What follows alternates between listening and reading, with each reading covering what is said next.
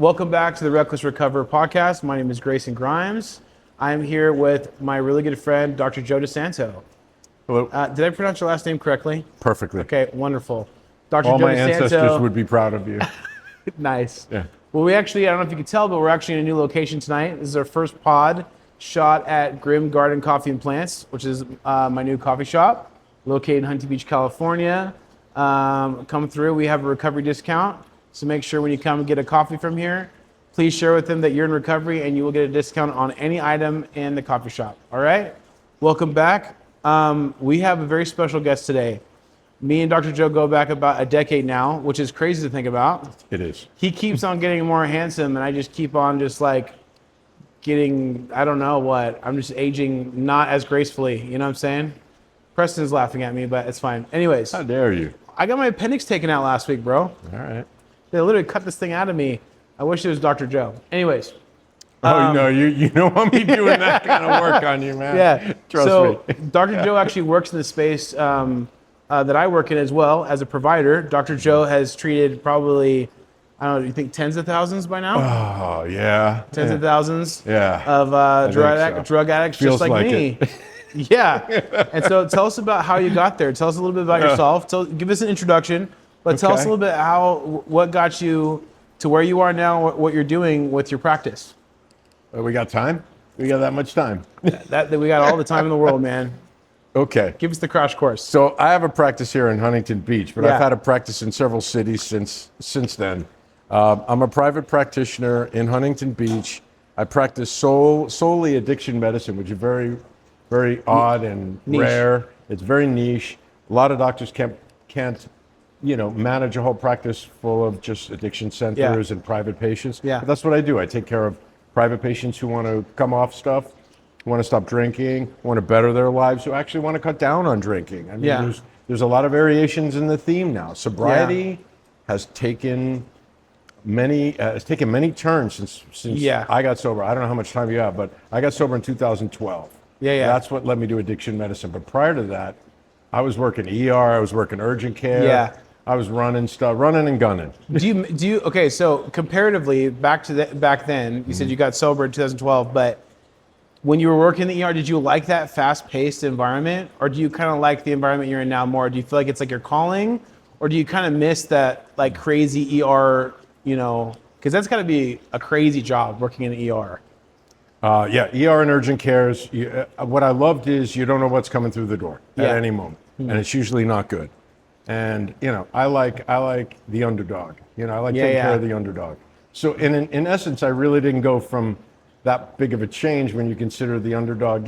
Coming in, life-threatening stuff, and you're coming in now as my addiction patient with real life-threatening stuff. And sometimes you don't know how life-threatening it is. But do I miss it? No, I don't, because that almost killed me. Yeah. So I don't miss it.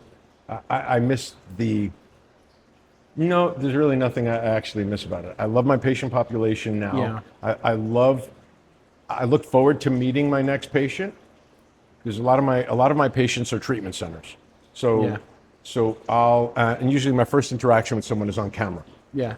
Occasionally I'll be at the treatment center working with them when a patient will come in, but usually, so to develop that kind of rapport, you've got to be able to speak the language and not get too. You have to be hopeful from Jump Street. Yeah. You have to be hopeful and happy from Jump Street, and that puts a lot of my patients off. They don't understand.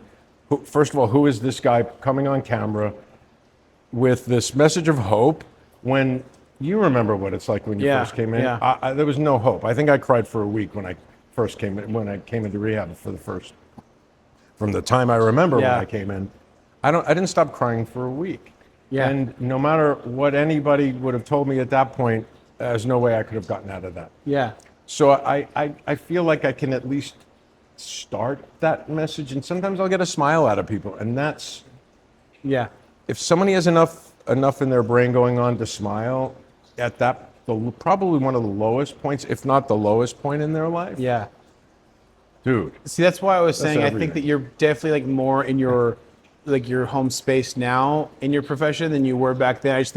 I don't know if you like miss certain things, but I know already with how you are with patients how you are. I've seen you I've seen you work with populations of all different varieties, but I just think that you are at home. You know what I mean? Like this is your space. My question is, how much give and take is there when it comes to like treating a patient that, because like for me in AA, and it's totally different, but when a sponsor reaches out to me, you hear all these different things they struggle with, right?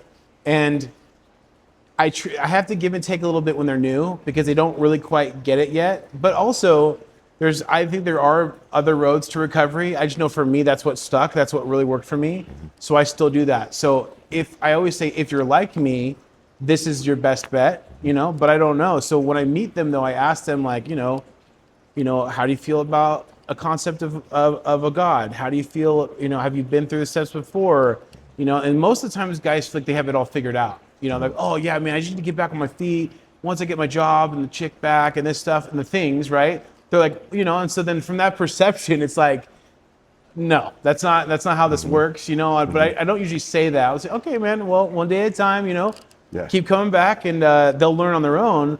But as a provider, how often does that happen from having the knowledge of recovery and medicine, right? And like being an actual doctor, a provider, how much is that give and take when you're meeting a new patient? Do you find yourself having to like, kind of like, bite your tongue, like not, because No, I don't bite my tongue, man. You just say it how it is? You just tell them like, oh, no, that's not going to work out for you. I think that's what you should do? I could usually read the room when somebody's coming in. Yeah. And the seriousness of, if somebody's coming in with a lot of trauma, like acute trauma that just happened, now's not the time to get out the jester costume and start juggling balls. Yeah. I mean? It's you want to get down to business and you want to make someone feel safe and secure and have them know that. And that's what I really work on before I leave the first visit.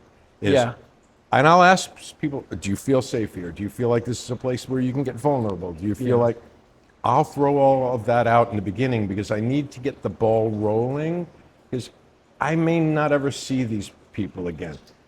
They may not be there in a day or two when I go see them live as the follow-up, because they've got better ideas or they've got to be somewhere, and legitimately could have to be somewhere, but a lot of times they're not. So I've got to put them at ease, and I feel like having been through what I've been through and also seeing what's worked over the past 11, God, it's been longer than that. Yeah, it's been longer than that. I got sober in 2012, or what is it, 26 now? Yeah. It's 26 now. Yeah. And I started practicing addiction medicine in 2014. Yeah. When one center gave me my first job I was not even 2 years sober, man. And I had no idea what I was doing. God bless. Yeah. I don't know if I can give a shout out. Carl Mosen, he's not alive anymore, but God bless. Hotel California. Gave you a gig. Gave me the biggest gift, which was the ability to carve out a new path in my life. And I don't think I would be here and there in Huntington Beach, my office, and have the world around me the way it is if it weren't for him. And if it weren't for so many things that happened. I call it serendipity, but I used to call it serendipity. I call it God now. Yeah. So that's why I keep the frequencies open to receive. Yeah. Whatever the next step is, and it's usually not what I've got planned. Yeah. And that's how it's happened since Jump Street, really. Well, one thing that you just said that I want to touch on is because this is kind of overlapping here for the listeners, right? So I actually, you'll have to correct me. I don't think I broke any rules with this, but I just snorted on the podcast. You can edit that out. Anyways, so I actually was a patient at Hotel California, and Dr. Joe was not my provider. I can neither confirm nor deny. He was not my provider, but I was a patient there this time when I got sober, and that was February 2nd of 2016. So God willing, in like a month, or a little less than a month, I'll have 10 years. Hell yeah. Right? So, which is fucking wild, bro. It's crazy. But I don't know if you remember, but I got hired there 2 years as well. When I got 2 years, I got hired there as a tech, right? And I don't know if I did the naughty. I don't know if this is like a bad thing, but I looked at my chart. Yeah, that's. Is that bad? No, nothing to do with that. Nothing to do. I'm gonna cut that part out. Okay, wait. Is that really bad that I looked at my own chart? Yeah, you can't do that. Really? Well, I mean, well, not from you. I know that, but we can cut this out. Yeah, I would cut that out. Yeah, Wait, hold on. Not Okay. you should cut that. Yeah. Making them sweat. All right, so listen. I So was about the to- editors just know that can't Yeah, no- air. no But way. anyways, but I will tell you, I looked at my own chart, and with this won't air. But it wasn't about that. It was because remember my therapist was Robin. Remember? Yes. Okay. I know. I don't remember. I can either confirm or Sorry. deny. Yeah, that this Robin this was is your not going to be. therapist. This is just us talking Okay. off the air. But Okay. I looked at my chart and not like I don't know. Wait, hold on a second. Was that a bad thing that I did? Yeah, you shouldn't look at your own chart unless there's a Wait, reason. wait. What? It's my health information. I have the right. It's HIPAA. It's dude. It's my information. well, Technically, right? yeah, but no. Oh, really? I didn't know. Even if I worked in a hospital and I was a patient there, you cannot look up your own chart, and they could fire. That's termination without cause. Really? That's termination without warning. Oh yeah, absolutely. Okay, wait. Okay, all right, we'll talk about that later. Yeah, that's but kind of weird, but okay. it's just that so way. anyways, I did look at it. Okay, Plus, and why would you want to do that? You don't want to. well, I was curious about something because I was God, in I would know. residential for 48 days, detox res, right? And Oh boy. anyways, so maybe I'll say it a different way, so whatever. But anyways, so the reason I want to bring this up, we'll put this starting here, guys. This editors starting right here, okay? The reason why I brought this up is because I was in detox residential for 48 days.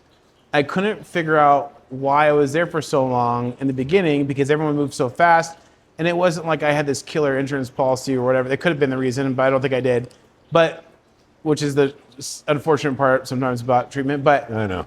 but I will say this: I found out later on that my therapist at the time had, because I was upstairs. I was hiding in the detox a lot from everyone. I was like, the owner or one of the owners, Dave, came in one time and he said he found me like under the barbecue, like smoking cigarettes because I didn't want to see anyone or whatever. But one night I heard I heard the therapist arguing with the doctor. Oh, I heard the therapist arguing with the doctor while I was upstairs. well, that might have been me. I have a tendency to do that. But she said something. She said, I don't think you understand, but this kid is gonna kill himself if you let him out of here sooner than later. Like he's gonna kill himself. And I remember hearing that, and I was like, how did they know that? You know, because the only thing because I was so broken and so dismantled when I got here this time.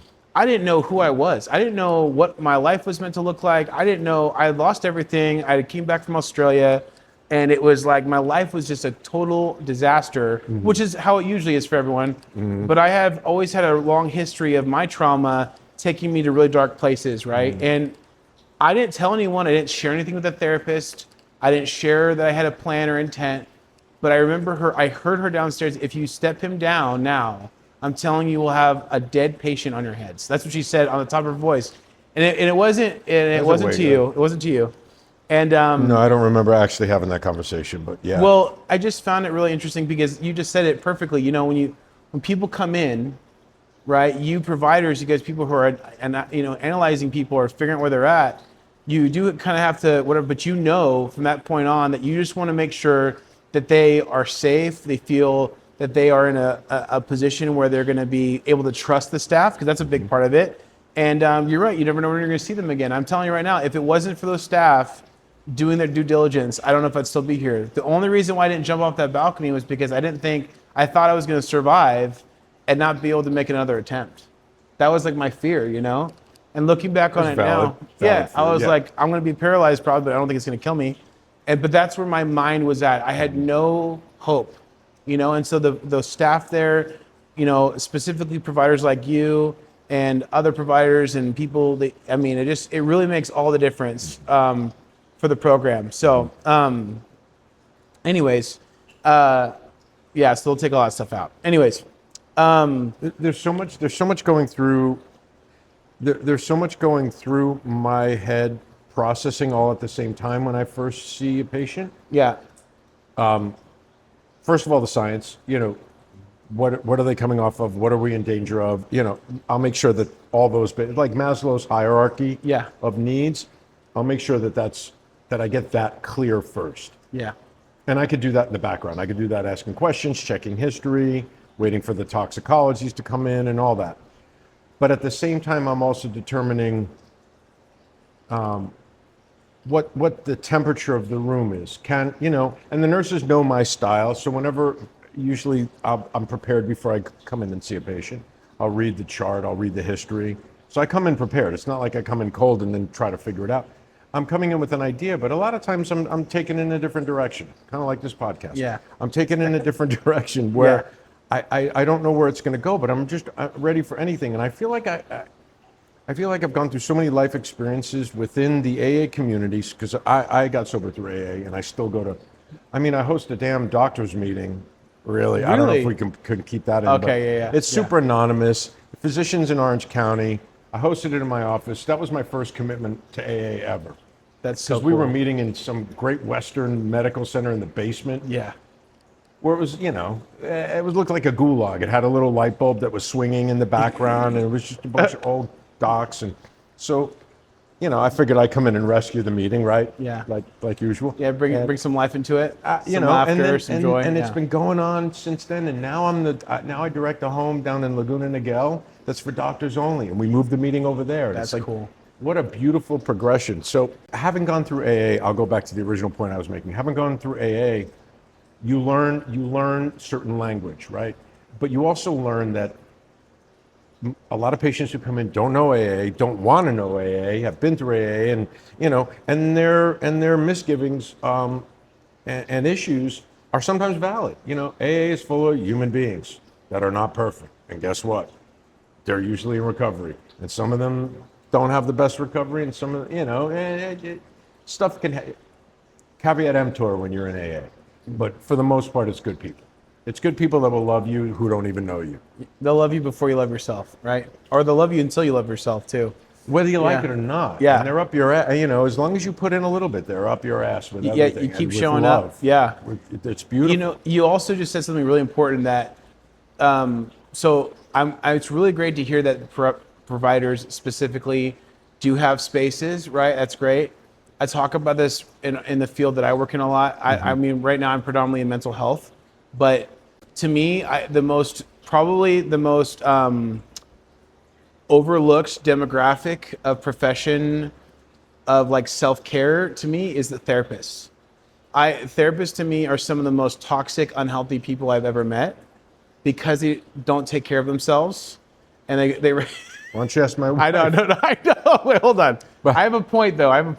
Right, yeah. That demographic is because they're constantly pouring out. And in the beginning of my DC podcast, I had a message to people who work in our industry.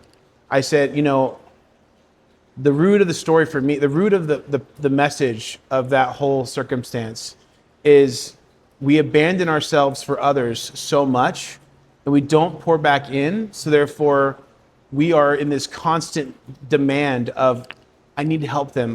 We become the rescuer as the identity of the person, right? And it becomes to our DNA, and then we abandon all of our self-care. We start becoming more codependent. I see therapists go through it a lot because they are in high demand right now. And I don't really think it's their fault. I think it's like the work environment. It's like so high census, right? They have such high caseloads. Their work, the work that they specifically do documentation wise, I think is also overlooked. People don't really realize that patient to patient, you can go from, a hour and a half day to a 6 hour day, depending on the patient. And I think that people don't really realize that is such a demanding job of spiritually and emotionally, because they're empaths, right? They're feelers. So, right, they want to get into, they're also discerners, right? They discern things really well. So that You're talking about therapists? Therapists, yes. Not all. Okay. Okay. Well, yeah. I will say that the ones I see struggling the most, that I think that are literally losing their minds, like they're unhealthy, are those people. Yeah, it's not good to be at either pole. Yeah. You can't be completely closed off from any emotion. Yeah. That's not exactly helpful. But you can't be a sponge either. Totally. And you have to know how to wring yourself out. And I feel it. The people who have got years of experience either learn it the hard way, and then they either will go to a completely different profession because of what it did to them, or they have developed healthy boundaries, did a lot of self-help, found people to hold them accountable in the practice, found another supervisor to help them figure out, but those people are the people that I really struggle with sometimes, because I'm like, I've hired, I mean, I can't really say that, but I've seen so many therapists come through our industry who don't have those boundaries and who don't have that. And so I have a list, okay, of different providers that I think are from like 1 through 5, okay? 5 being the most consistent, most boundary and healthy balance, okay? If that makes sense. Number 1, the most healthiest, providers that I've seen are usually medical providers. Like people who are family physicians have really, really good balance of that. The ones I work, and this is only from my personal experience. Mm-hmm. Number 2 are psychiatric providers. Okay, psychiatric providers. Number 3, it's starting to get really, really like I think is it overlooked. I think they need more community, need more help. It's psychiatric nurse practitioners and nurse practitioners in general, because they take on the work for a lot of providers, and they have like 5 different providers. They're doing 100 facilities. They're seeing 1,000 patients a week, whatever. But therapists, I feel like really, really they have so many, there's so much demand from them, and there's not enough, it's just impossible. It's an impossible task. So at the very end of it, they're just completely depleted, and they don't have, I don't feel like I think they have a hard time, Yeah.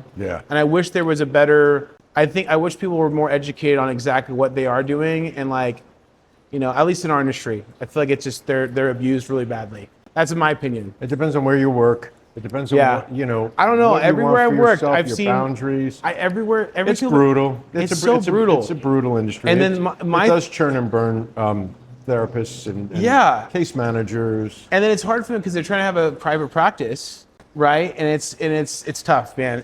It's tough. And you would think it wouldn't be in a world where so many people are waking up to the presence of remember alcoholism before Betty Ford? I don't know, you weren't around, I wasn't around either, but alcoholism was that's why they had AA, because nobody could ask for help. It was where drunks could get together, talk about their issues, and not have to do it in public. Yeah. Anonymously. Mental health has been like that under the covers. It's subversive. With people not wanting to talk about it. When I had to come out with my mental health issues, in addition to my addiction issues, I felt like I was more ashamed of my mental health issues, talking about them in public. And when my wife and I had a radio show, it was more difficult to speak about that. I could talk about my addictions all day long. There was tangible. It was something that, don't touch that anymore, and you should be okay. That's bullshit, but that's the initial thinking on the surface. Mental health is it's still something that causes us to behave aberrantly, I guess you would call it, behave against our best interests, behave against what reality should tell you how you should behave. Yeah. You know what I mean? And why are we ashamed of that? It's improper thinking. It's improper habituation with drugs and alcohol. It's improper thinking arising from whatever, organic, how you were raised. It's usually nurture, though, man. Yeah, nature, we're starting to see a lot of genetics are started kind of falling by the wayside. There's a lot of genes that can be turned on for a lot of things in human beings. Yeah. And I don't think we've even scratched the surface on the genome and how it's expressed. Yeah. But what I do know is that the data that's coming out on how you take care of or how you care for an infant from birth to 9 months or 8 months is life affirming, it's life changing. It could determine the path of your child. That number's been getting smaller and smaller, right? It's been earlier on it was 1 to 5, and it was 1 to 3. A lot of their emotional intelligence, a lot of their reaction, right? And then now it's even shorter than that. Shorter than that. Yeah. Shorter than that. And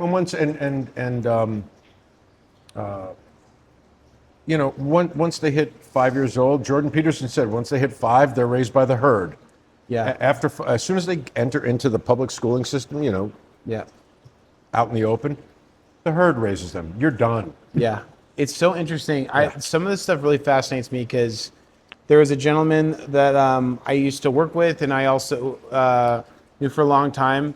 He in his later adult years really struggled with bipolar disorder and maybe some BPD, but he had this trigger of women, right? Women relationships. He would start becoming very, very, very like not himself. He would have a switch that would turn on. And the more I got to know him, the more I got to understand him. When he was 4 years old, his mom threw him across the room. In a manic episode, there was bipolar in the family, whatever. But there was this interesting like trigger that happened. That I saw as he got older, progressively older, towards women. And I mean, I'm just the kind of guy. I was like, I grew up with always respect women. Don't put hands on women. And I saw him. He didn't really do all that stuff, but I saw him crossing his morals with how he would speak to his significant others, or as he got older, and then he went through therapy and he started to find out more about himself. But those developmental years, from like 1 to 5, there's all this trauma with his mother. I just find that fascinating. That later on, it's starting to take such a dramatic and actual real effect on his life. And I can't imagine how that is for everyone else with all these other different things, right? Especially abandonment, right? On the podcast a couple episodes ago, I was talking to Melody, right? Pacheco. We went on a topic. It was a really great conversation. But I was talking about the Jordan Peterson also, and a lot of other studies have come out of an absent parent, right, is more damaging than an abusive parent, right? The fact that there's a focal point, there's some type of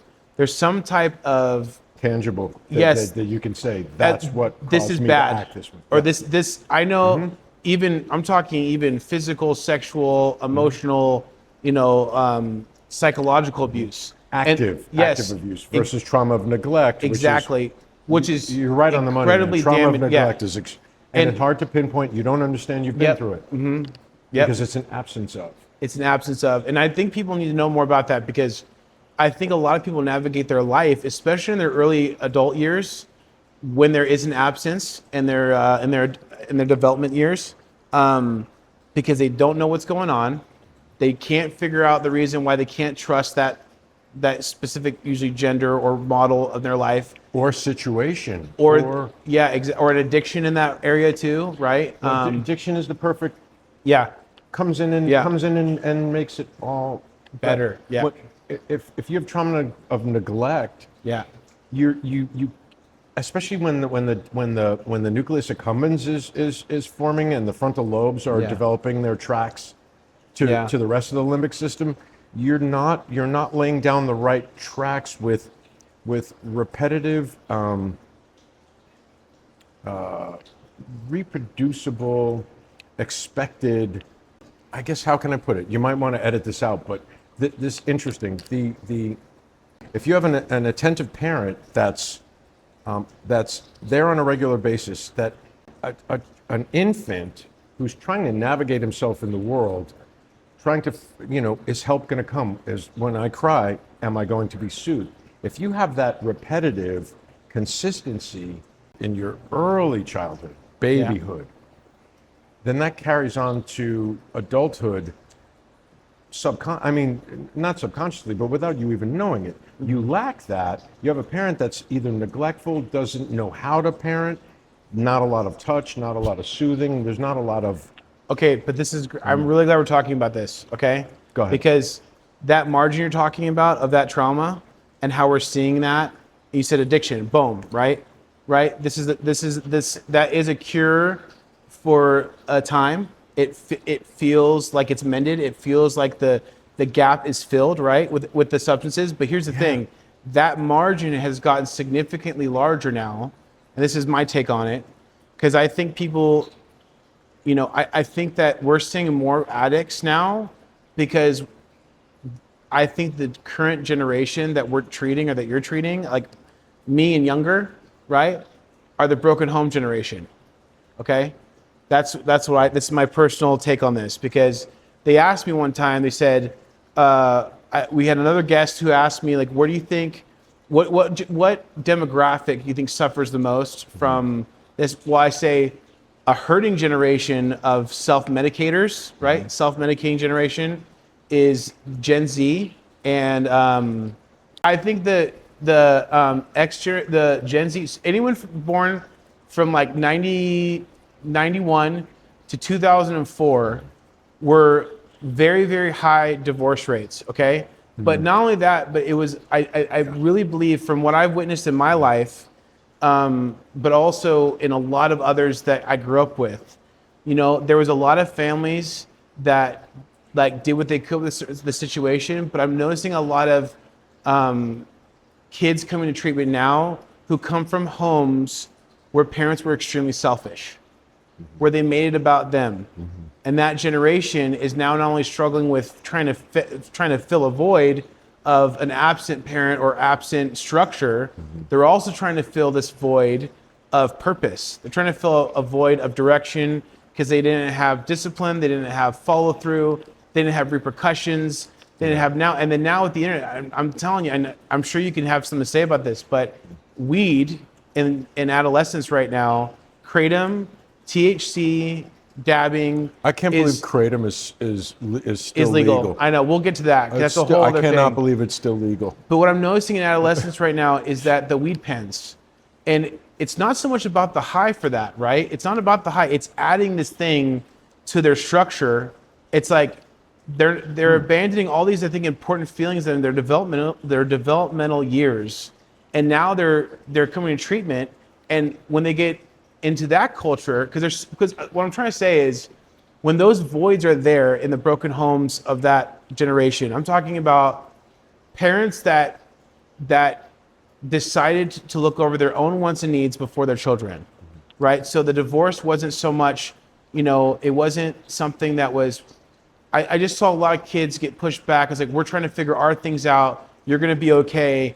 It's all going to work out, but we need to do this, and I need to do this for me. And this is your dad or this is your mom. Those conversations stuck in the generation. I'm telling you, it's stuck in them.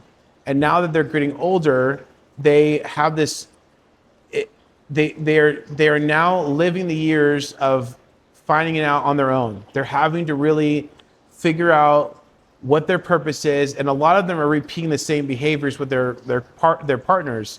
They're becoming, because that's what they saw. They're getting into relationships that are usually short-lived.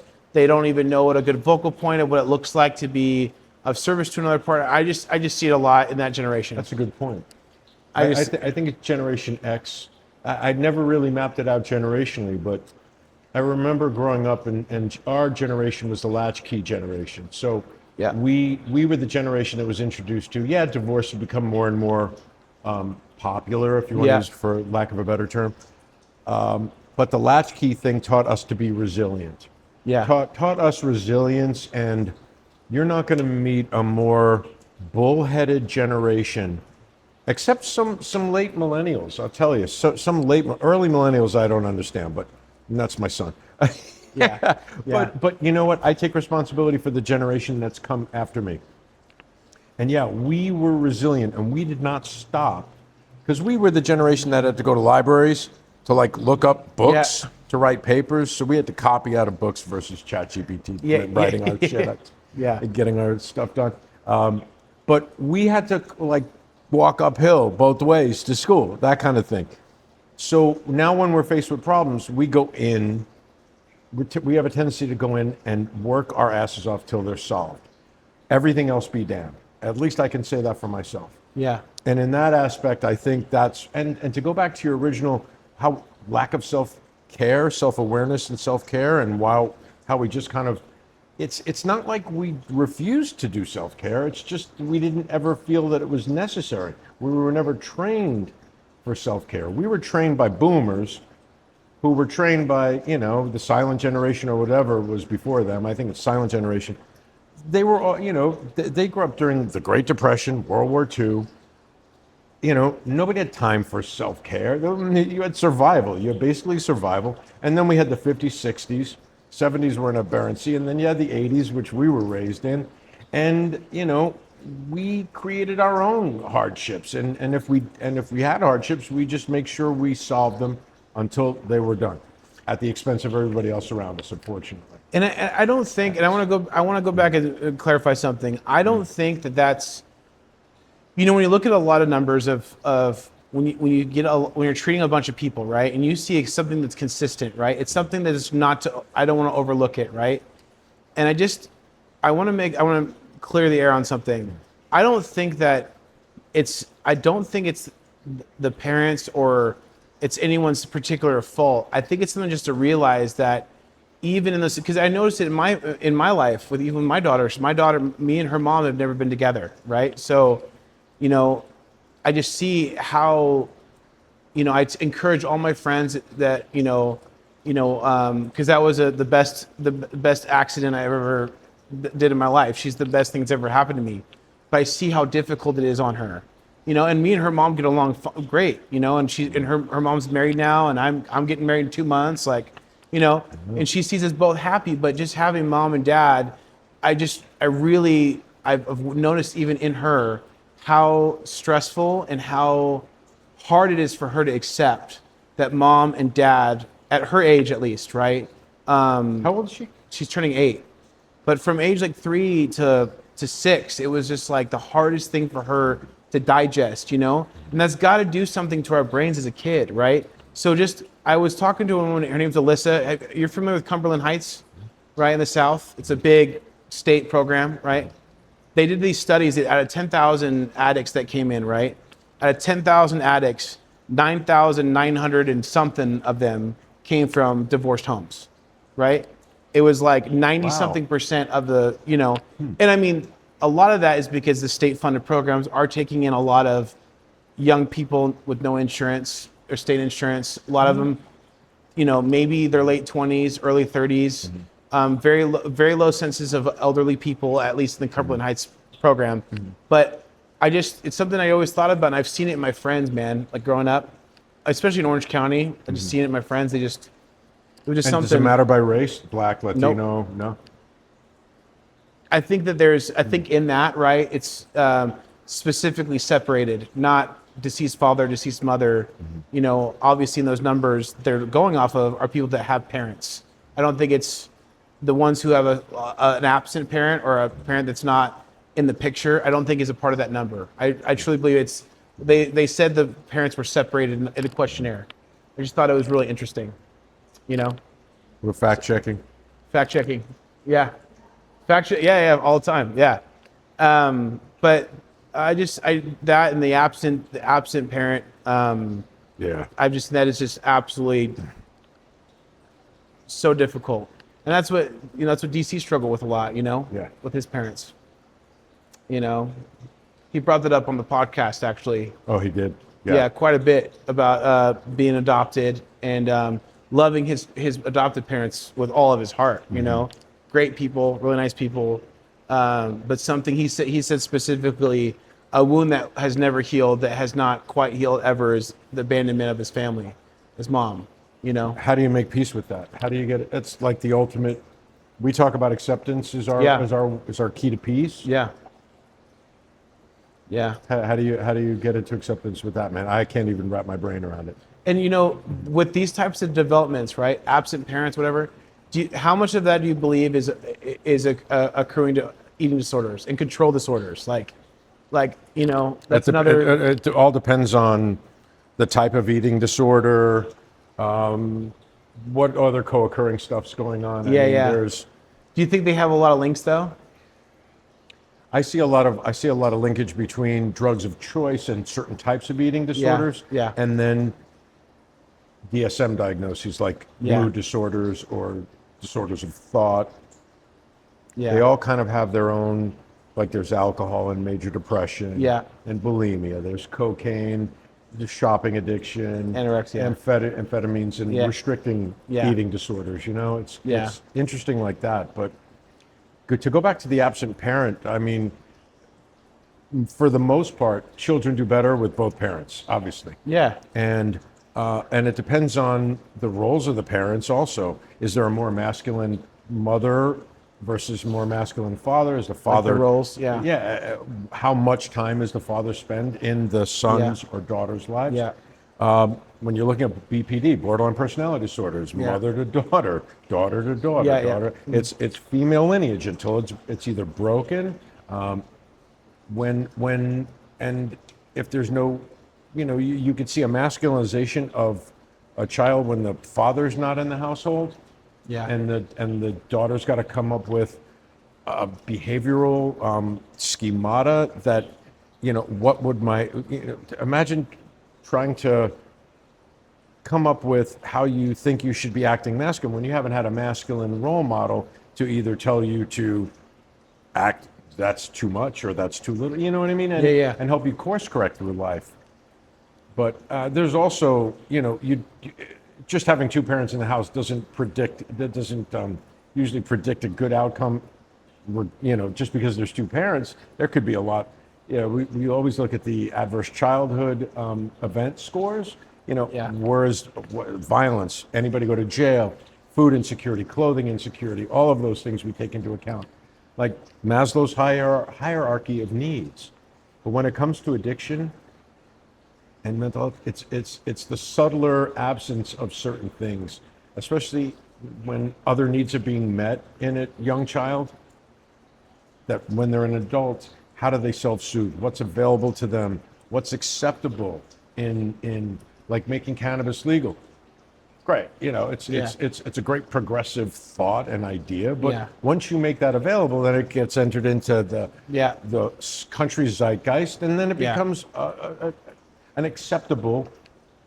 Obviously, you have you been to Vegas? Like the weed that's just going around casinos? No, I was shocked. Yeah. Yeah. Well, I'm in Vegas. I haven't smelled that Pretty much weed, but crazy. I just know it's like you said, once it's become legal. It's acceptable, man. Yeah. I mean, it's just, and yeah, that there's positivity to that, because Just Say No didn't work, obviously, and Mothers Against Drunk Driving didn't work. We know that Yeah. for a fact. But what's the opposite of that? I mean, Yeah. you don't want to be too. They're finding that needle exchange programs are just.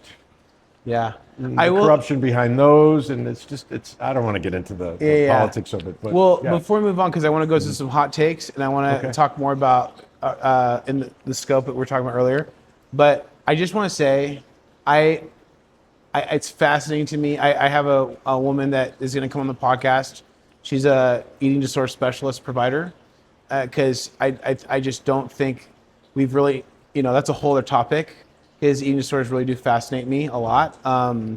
Not in any great way. It's one of the most tragic things I've ever seen is eating disorders. I mean, it's one of the most mind-baffling things. It's up there with as a heavy provider, addictions. well, that's what I was going to say. Way Like, up there. with providers, I've spoken about this on the pod before. Out of all the doctors that I've talked to or spoken to, it is the one thing we know the least about, right? As far as treating it, right?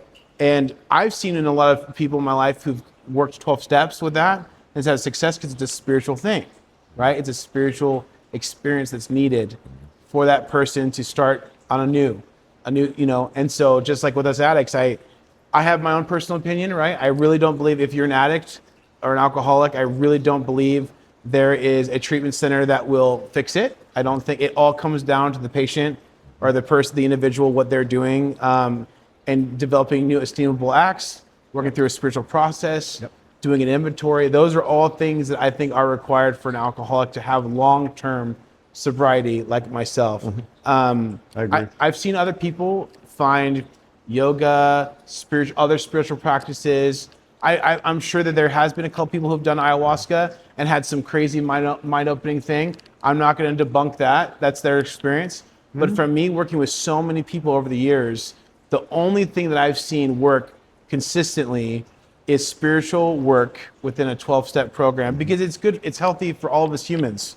Any human could benefit from it, but to get out of that vicious cycle, I need a rude awakening, I need a sober thought, and I need direction. And I have to have willingness to do things differently, to experience things that are new, that are healthy for me, to believe, right? The faith without works is dead, right? I need to really live it, breathe it, experience it, to be like, oh, I can live a life happy, joyous, and free with alcohol and drugs. And that's the thing that people have a hard time getting to. So, And the patience to sit still until the shit happens. Yeah, hold on to your seat for Do dear not life. leave until the magic happens. Yeah. Is the reason why we say that in the Yeah. meetings.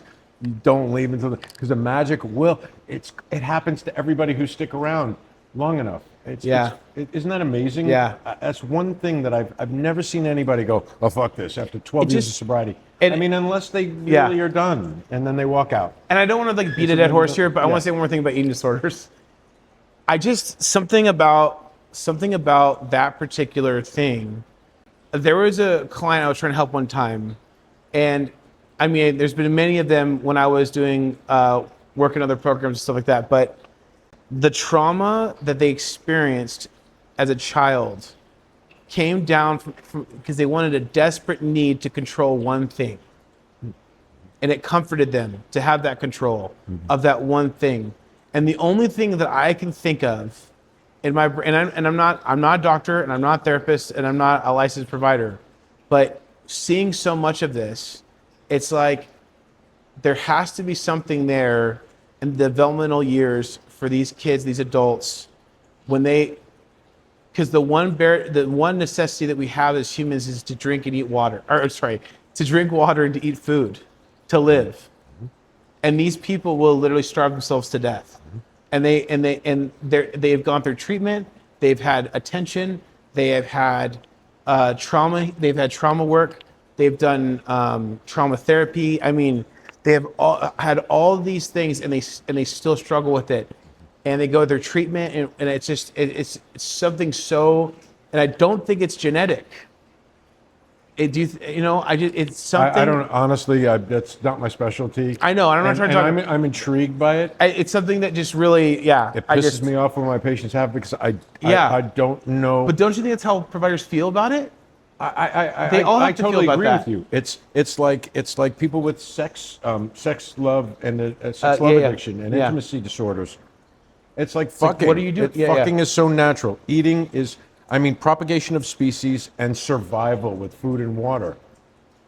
Yeah. It's like going on a sleep strike. It's like, I'm not sleeping ever again. It's like, dude, talk about hierarchy of needs. Sex, food, water, shelter. Yeah. I mean, it's crazy. So not crazy. It's very baffling, and it's a high concern. I always praise and thank the people who dedicate their life to really trying to work that, because we had a lot of people before us with the whole alcohol abuse and the drug. So we had a lot of test runs with people where they figured out, and they did find out there is a solution. And I'm grateful that we found it. Truly, and I think there is, and for anyone out there who's struggling with this, I'm not the person, and Dr. Joe says he's not the person, but if that is you who are out there struggling with something like that, I do know of some great resources of people. There's studies going on. There are programs, hospitals, places that if you are one of those people struggling with an eating disorder, I'm going to have a guest on here in just a couple months from now who does specialize in that, and I will be asking her all the questions then. But I love, since we do have Dr. Joe here, I wanted to hear his take on that. Moving on, I have a couple hot takes for you, okay? All right, so these are going to be kind of quick questions I ask you, and you got to answer really, really fast. Okay? I can't do that, but go ahead. Okay, all right. You will. Ready? I will try. We're going to start off with your scope of practice, okay? Levels of care, residential or outpatient? Do you prefer? Residential. Okay. Cocaine addicts or meth addicts? Cocaine addicts. Okay. Sorry. But something I do want to talk about is that your last 14 years, you said you've been in 13, addiction medicine. Addiction medicine. I mean, officially, I was able to prescribe. I was one of the first prescribers of buprenorphine in 2008, I think. Okay. So I was onto MAT, but I was abstinence only, man. I used to write articles on the devil of that is methadone and buprenorphine. Okay. Until I started visiting the East Coast. That's my guy. And learning the numbers. Yeah. And you could look up old articles that I used to write for, I think it was The Fix, and I got hammered. Do you remember that? Do you remember that, babe? Oh my God, I got crucified for being an abstinence only guy. I was like, this is the way I got sober. Okay, but here's the thing. This is the best topic we could talk about. Okay, I've been waiting for this topic all night to get onto this, but I kept getting sidetracked. Okay, here's the thing. Because remember, I opened up a couple clinics with a provider, Eden Wellness. It was a psychiatric, whatever. I was having a meeting, and I'll just say it. I don't have no problem saying it. Laguna Beach Treatment Hospital. Okay, I walked in there, and my provider, it was Sean. You know Sean Leonard? Yeah. All right, okay, great guy. I can neither confirm nor no. Oh yeah, you don't know. I used to work with him. I used to work with him. Okay, yeah. Okay. You can't have him show up on time, but when he's there, he's great with the patients. He's awesome. Don't put that in there. Sorry. Yeah, just cut out everything. So about just him. cut everything I said about Sean Leonard. Anyways, the guy that was supposed to meet me there didn't show up. So now I'm in this board meeting. I'm this tattooed drug addict in this board meeting with 12 providers at this hospital, and I was talking about how we were doing some work trying to figure out some manufacturers of the MAT programs to have proper 12, 18-month tapers for Suboxone. Yay. Okay, but here's the thing. I told them that this is something we were passionate about, and one of the doctors looked at me dead in the eyes and says, well, and I don't know if they profiled me or they knew that I was also an addict. I don't know if they knew that when I was talking to them. I didn't tell them that. But he looked at me dead in the eyes. He goes, well, why would they want to come off? I said, what do you mean? Who wants to be on subs their whole life? Like, no, Yeah. or methadone. I told him, have you ever been to a methadone clinic and waited in line in the cold for methadone? Like, go ask anyone in that line if they like the life they're living, right? And he goes, well, Suboxone is probably one of the best drugs that's been created in the last 20, 30, or whatever, 20 years to treat addiction. I was like, well, that's because you did it for you, not for the addict. You created that with no way out. This is my personal opinion. This is not Dr. Joe. In my opinion, you created this with no way out to make money or to get people dependent on something that you can keep manufacturing. Because here's the thing, there is a way. I've spoken to manufacturers of medications. There is a way where you can have subs, because you taper down 0.5 or whatever, milligram, whatever, but there is a way. That's my whole practice, by the way. Yeah, is to get them off.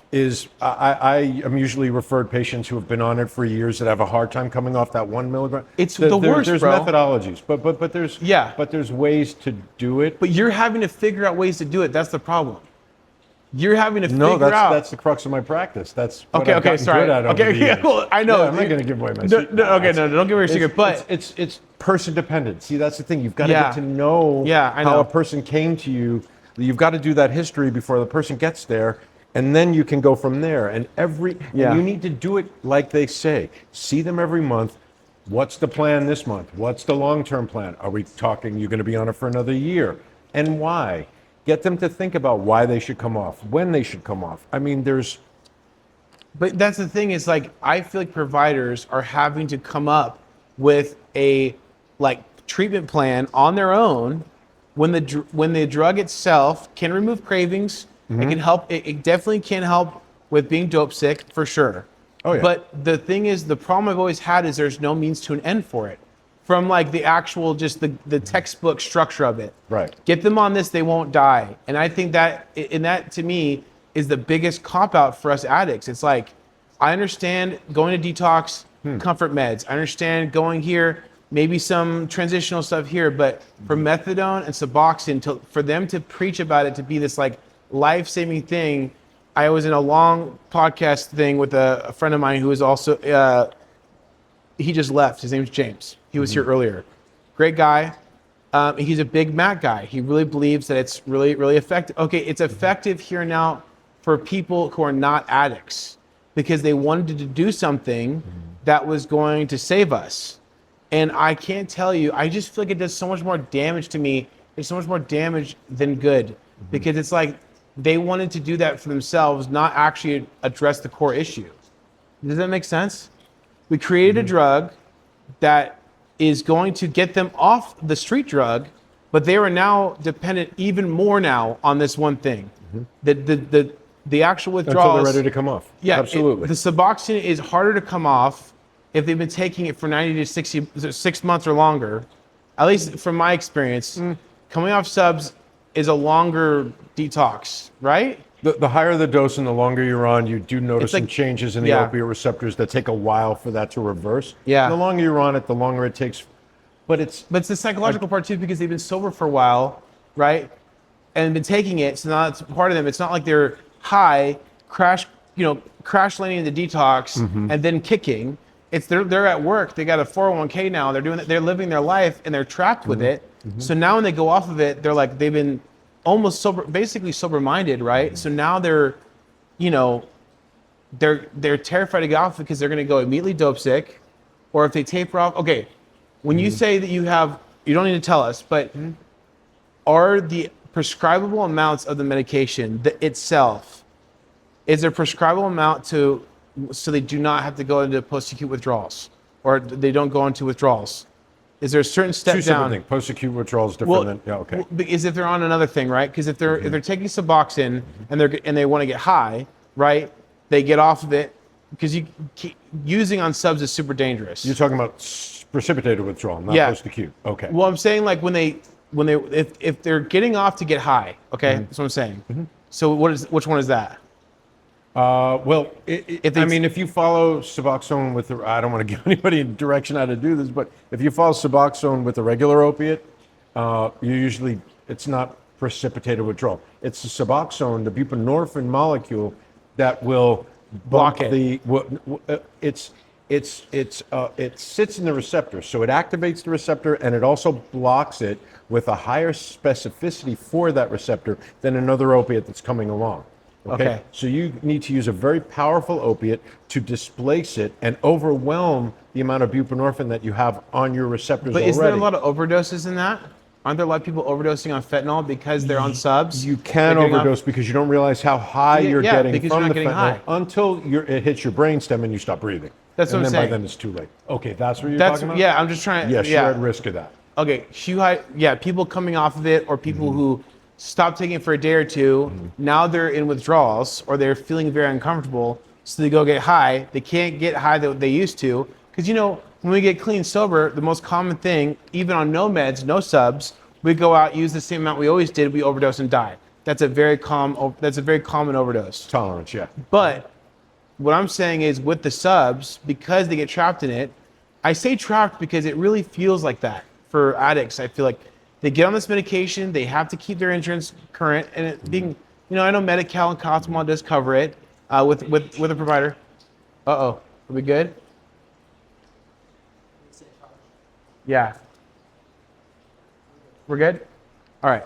We're gonna do like 3 more things, we'll close up. But I love talking to business because I just feel like it was made to be a trap and not to be helpful. That's all I'm saying. I'll give you my own personal experience. Okay.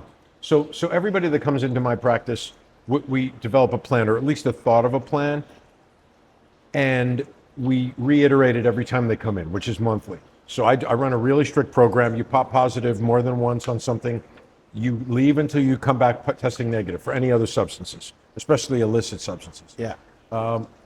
When I was in treatment, I was taking massive amounts of opiates before I came in, and the withdrawal I was going through was incredible. And I was prescribed Subutex because they didn't even have Suboxone back then. And the relief I experienced was so sudden and intense and so relieving and then euphoric that I developed a respect for that medication the minute I took it myself. And I said, nah, this is not good. If something can make me feel like everything was all of a sudden better, and it wasn't better. I came in like you, man. I came in, everything burned to the ground. Everything ripped away from me in one day. And then a pill that replaced what I was just taking 4 or 5 days later when I was in fulminant withdrawal and under my tongue, and I was Mr. Saturday Night again. I felt like I was the same bullshit artist that I was before I came in. And I went, this is not what I'm looking for. I was on 2 days of it, refused it after that, and I've been abstinent since then. It's okay. So here's that's the why thing. I was an abstinence book thumper from Jump Street. In the beginning. My point. So I have a point with that. I love what you just said, because let's say that I went to go get my appendix taken out, right, a week ago. All right. I was all excited because this is my free lapse, right? Because I'm like, okay, I'm gonna get put under. I get to go get loaded for like a day. This is gonna be awesome. Well, I went in there. I say during my colonoscopies. I say give the fentanyl first. Okay. They don't even use fentanyl anymore. It's all propofol. Okay, no, hear me out. I was so disappointed. I get in there. They got me prepped. I was like, all right, guys, what are we working with? I've done everything. The only thing I haven't done is fentanyl. You expected the menu, the anesthesiologist to show you the menu. All the kids have been talking about fentanyl for like a decade, right? Yeah. And I got all Don't want excited. to know about it. Well, I got all excited because like maybe I get to do fentanyl for the first time. This is gonna be awesome. He goes, I'm actually gonna give you methadone. I was like, he gave me methadone. That's what he gave me for pain. That's incredible. I would never think that pre-operatively or after you had the surgery. Like right when I went in there, he's like, I'm gonna knock you out. I'm gonna give you methadone. And I was like, I feel like I was like in some terrible nightmare. I was like, again, methadone. I feel like I'm in full circle. I told them all I was a drug addict. I was like, you're gonna give me methadone? I was like, why can't I get any like morphine or fentanyl or whatever? And I was like, but then I was like, that's me, dude. That's the drug addict just making demands in there. But anyways, but here's the thing. They didn't give me methadone after. They gave it to me for that thing. Yeah, it's long acting. detox, That's right? actually brilliant. I'm thinking. Okay, so- that's what a great idea. Okay, so but here's the thing. Fentanyl lasts a half an hour. Methadone lasts 2 days. Exactly. So here's my point. For us drug addicts and alcoholics coming in to detox, they're 90%. I'm not gonna say numbers because I don't know the numbers on this specific thing, but people get on Suboxone and keep taking it after. You just told me a story of how you came in feeling like hell, and a doctor prescribed you Suboxone, and you were able Doctor to actually saved my life, by the way. exactly Yeah. right. Which Yeah. I think that Saved is my a life. great effort forward, right? But the issue is there's no plan exit for the Suboxone, so they're stuck in it. Most doctors aren't like you. There is. Oh, okay. That's what I'm trying to say. Most doctors aren't like you. That's my whole That's point of the bringing this whole. up. That's the issue for me. Again, giving away my trade secrets. Okay. No. It's not a secret. You just have to be in tune with the patient and let them know what the game plan's going to be. But then are you signing off from Jump Street? I'm telling you, There's Dr. not. Joe, these doctors out here don't have a game plan for them. They slap them on the subs, they leave, and they have to fill a prescription for years after that because they're hooked on. They're so reliant on it. And I think for us addicts, being binded to something like that cuts us off spiritually. That's what I believe. When we're so heavily reliant on this thing, and you know, I could understand you know, that. Yeah, that's no, the part I that get it. and it's not something that I think that is something that shame addicts for being on because it's a huge topic, right? Because there's people in recovery saying if you're on Suboxone and you're not actually sober, I'm not that guy. I'm just saying that like I've seen people in recovery years down the road who literally it is the most devastating thing they struggle with is like I cannot get off of this thing. And there's not providers out there enough who are like you, right? Who are capable, knowledgeable, or even have the intention to give them a plan out of it. And it's for methadone too. Intention. It's so interesting you said that. Yeah, It's what kind of practice do they have? Do they need to fill their waiting I'm room telling you, with bro. as many people as possible? And do they charge them all cash? It reminds me- exorbitant amounts of money. It's like the implants, bro. We don't even go into the implants fucking thing. We've talked about that on Instagram. It blew up. Leo was talking about because I lived through that heyday. And luckily, Dr. Joe is a real one. Okay, he ain't one of those cattle farmers for drug addicts. No, okay? I actually, you could look up. I was a witness for the prosecution for when those Yeah. pellet docs were going to jail Yeah, or losing their licenses. totally. Yeah, yeah. So it's just like one of those things. Is I feel like that whole approach, you know, it just gets me. I just want to advocate because I see so many clients that have come into my program. I've seen clients I've seen other brothers and sisters in recovery. It is just like, it's like this silent struggle, you know? And I just feel like the way that they created it was meant to keep them on it, just like methadone. And the way that methadone struggle, the way that that's set up is a fucking nightmare, and I think it's totally bullshit. You're right. It's a fucking nightmare. Fucking pissed about it, dude. And also Right? the milieu that we have set up for our patients once they get out of treatment to go to pharmacies and Yeah. the pharmacists that and I'm gonna come right out and say this because this is something that is beyond me, but I can understand the fatigue in the pharmacy system and the fear that they have of being labeled by the DEA as I don't know what they're worried about. I have no idea. But the shame that they put some of my patients through for going for their monthly prescriptions when nothing is out of line, nothing's aberrant, everything is, and the way they make them feel is that I try to prepare patients for that. I try to prepare patients for I know that you do. The Yeah. potential shame. I'm sorry if I'm going on. If we have to. No, you're good. I know you But do. this is super important. That, It is, yeah. That they come in with their sponsors telling them they got to get off this shit. Really. Yeah. And I can't go to AA because I feel like I'm dirty what? Yeah. Dirty? Well, it's the thing. Then I'm that's- dirty then because I went and got my appendix taken out. I took a medication, and so now I have 9 days clean rather than What's 9. your It's intention? ridiculous. Dude, we I know wouldn't even though. consider- Like, and especially in the But big your book, it talks sobriety is about your that. own, man. Your recovery is your own. Exactly. Whether you want to say you got 9 days or 9 years. Exactly. But that's the thing though, is that I think you really made a good point, because whatever each individual addict and alcoholic who's struggling, they need to know something. They need to know that you're right, it is your own. And the problem for me with the Matt stuff is that it's like we're removing, let me as the drug addict, right? Let me be the one to choose the thing that I'm going to be dependent upon, right? Let me choose that thing, right? So that I can at least have an opportunity to see a professional tell me, you've been dependent on things your whole life. Do you want to be off this stuff? Or do you want to continue living like this? Let that be the conversation for the doctor, rather than the doctor telling me, because I'm dope sick, saying, hey, you know what? Here's something, take this. It's going to take this away, blah, blah, blah. I'm just saying most providers, Dr. Joe, aren't like you, bro. The conversations don't happen like that. I'm telling you, like a large majority of people going to detox or hospitals or whatever, they're getting slapped this medication. And they're given such high doses in the beginning, yes. regardless of what they I came know. in using. It's Yeah, they're falling asleep all day, bro. They're in a mean fall asleep. And it's not, I really just don't think it's their fault, bro. It's because that's the problem with Western medicine I struggle with. Specifically is the MAT programs. It's just like, you gave us something that you're telling us is meant to help us, but you're not giving us a clear way out. There's not a clear exit, especially for methadone. well, we have to work on that then. I really, yeah. you already are though. I think that you already are. Like, that's why I loved having you on the pod, because I know that providers specifically like you take the time. Like you said, even before I even interviewed him on this podcast, you heard him in the very beginning. He was, I want to find out where they're at, where they're headed, what's their plan, and then he assists them with what his knowledge is, right? That's most safe, most effective, and long-term. That's how it's supposed to be. But I just wanted to vent for a second, because on the pod I talk about this a lot. So anyways, I think it's just fucked. And I'm super grateful that you're I think it's fucked too.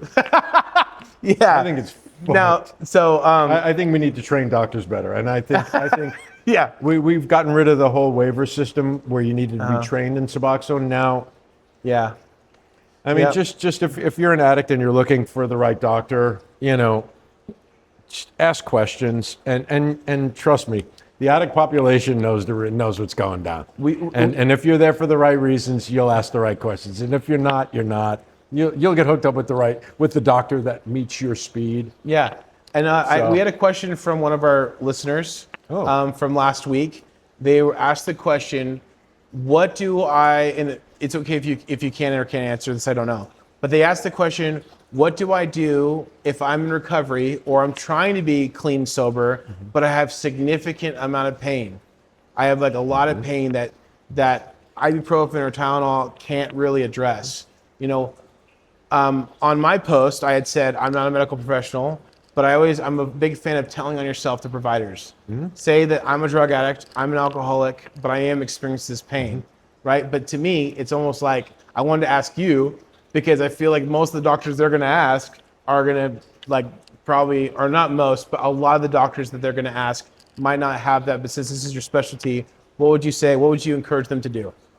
I would encourage them to do what I was told because it served me well.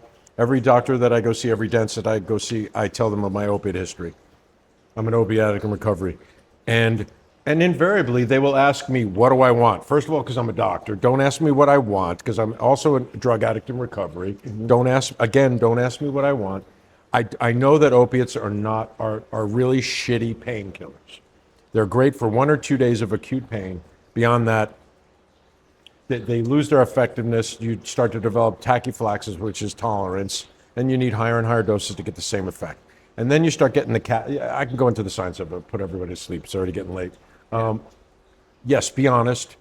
Be honest, and normie doctors out there. I don't want to I don't want to I shit get it. talk No, other doctors, you're not shit but talking. Yeah. but doctors can be talked into anything because they want to. They need high turnover. They've got a lot of patients to see, so they're going to be giving out.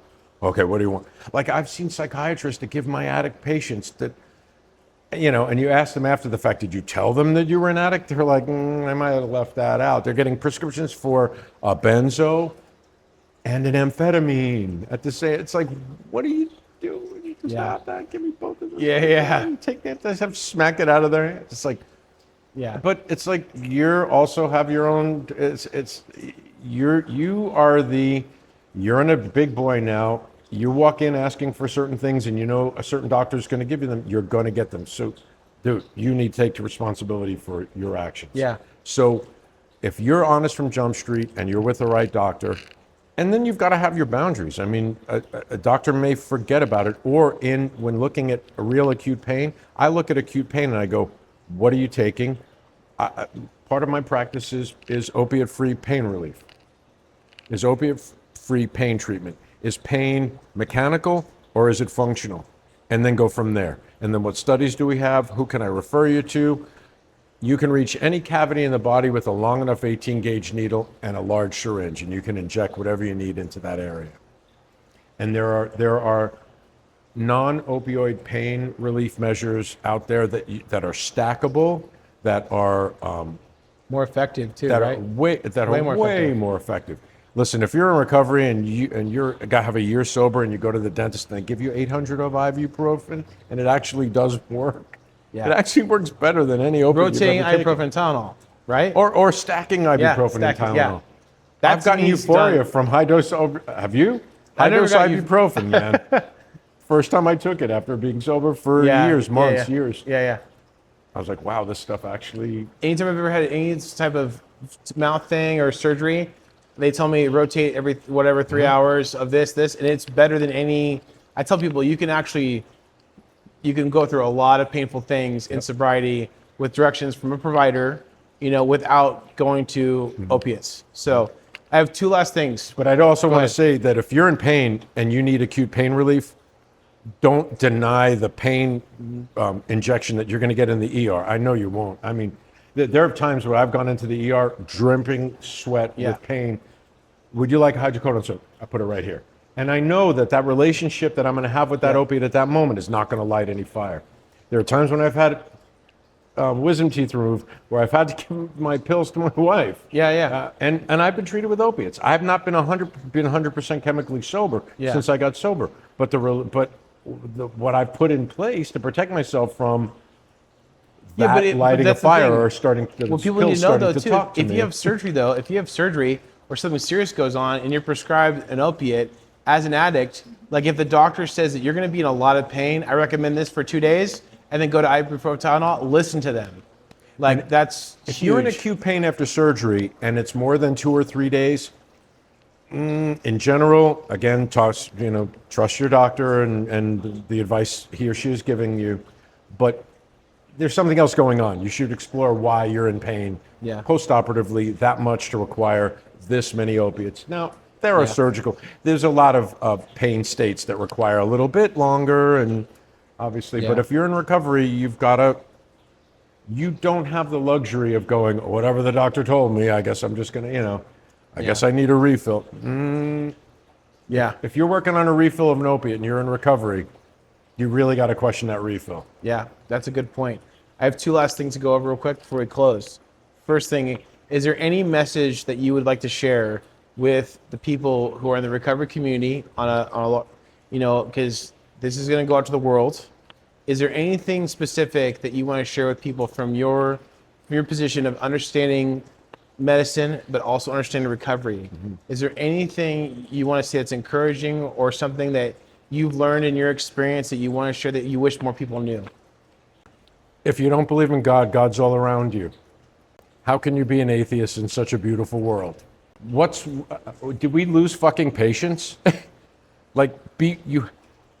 If we treated our our recovery period like we treated our using period and demanded the results immediately, Wouldn't they lose their same? Wouldn't we want more and more results and more results? I mean, you can get addicted to results. And also, stop talking and listen. The answer is thrown around. If you're in the right rooms and with the right people, and you shut the fuck up for a minute, you'll get the answer because it's flying around the room. Amazing. That's you'll hear this through all of our guests. There's one thing common thread out of everything that's agreed with or disagree with. The one common thread for anyone who is wanting to find out more information about recovery, what that actually looks like, there's a spiritual component. And usually we use the 3-letter word God, which at first I was like, nope, I'm good, right? But I talk about it all the time. I talk it on the podcast. I talk on social media. God in my life brought consistency, brought the best version of me out, right? Making my life more about other people, making my more life about spirituality. And then, like he said, listening, huge part of at least my recovery is my first sponsor said, if you think you're right, you're probably wrong. Or no, he said, if you think you're fucked. No, that's my sponsor. No, he said, if you think you're fucked, you're probably right. If you don't think you're fucked, you're super fucked. You're really fucked. Yeah. So just take it chill.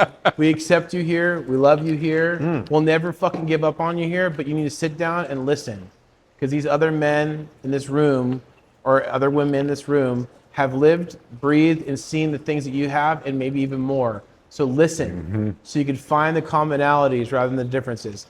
The last thing I want to go over with you is I want to get, because people who have been watching the podcast have seen my journey because the first podcast was with DC. Him and I started this podcast together, and they've seen me evolution-wise in the last, I guess it's been 11 months. Next month will be a year. I want to give an update and also talk to you a little bit about that. And feel free. Dr. Joe also knew my really good friend. He was a very good friend of Dr. Joe. Actually, DC, I think, even brought you up on the podcast. He loved you very much, bro. And he was one of those guys that had really small circle to the people like he really, really raved about. You're one of them, And I want to share that, in the last seven months, the 3 months after, some of the podcasts I don't even remember filming, but I was struggling a lot, and I had talked to some good friends of mine, and Leah, my fiance, had told me, hey, babe, you need to go talk to somebody because you're not all there right now. There was days where I'd get lost driving home. I was disassociating a lot after experiencing that trauma, but I actually reached out to some people. It was not Dr. Joe. No, but we had lunch that day, and you were telling me about. Yeah, I told you about your dissociation. Yeah. I spoke to a couple of providers who really took good care of me. They really did. And I wanted to bring this up with you on here because, there's some things outside of recovery, right, that are not really in our scope. I mean, that whole situation and the aftermath and the healing, definitely a lot of it's recovery and a lot of it's the spiritual practices that I've learned in AA. But there's some things that are out of my control that I needed help with. And I had to humble myself and ask for some help because I was disassociating so much and sleepwalking so much. And it wasn't conscious for me. And I was uncontrollably crying. Like people would leave the house and I'd just cry for hours. And I couldn't stop crying. And it wasn't like I was sad, but I just couldn't, it was just this mourning that and I've seen a lot of hard things in my life and I have a lot of trauma in my life. But this particular thing, one of the podcast guests was my good friend, and he literally told me on the podcast, he saw it ruin me because he was close by me. I'm closing with this. Are we still good? I'm closing right now. But I reached out to a provider, a doctor, and he prescribed me 25 milligrams of Prestique, or what's the generic version of that? Not Prestique, Fluoxetine. Fluoxetine? It's lisdexvenlafaxine.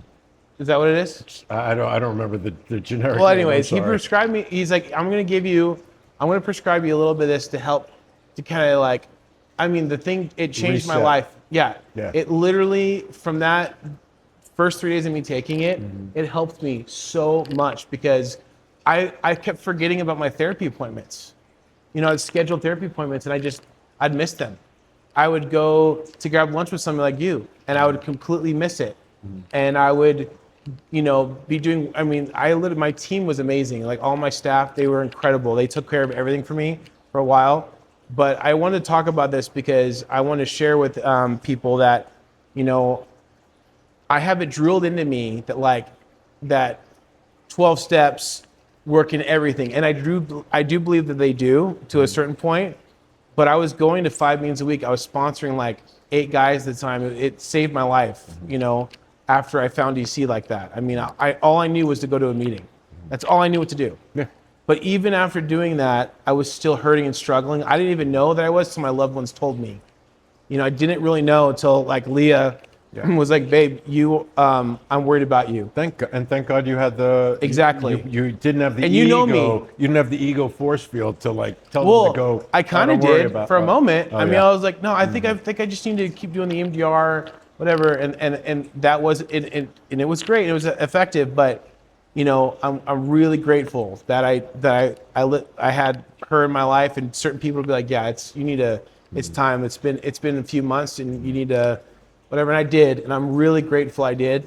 They knew I was an addict. They knew that I, you know, whatever. And he prescribed me this one thing, and it really helped. And supplements, vitamin C, vitamin D3. I'm taking some QH something 9 thing. I'm taking some other thing, and it's really helped me a lot.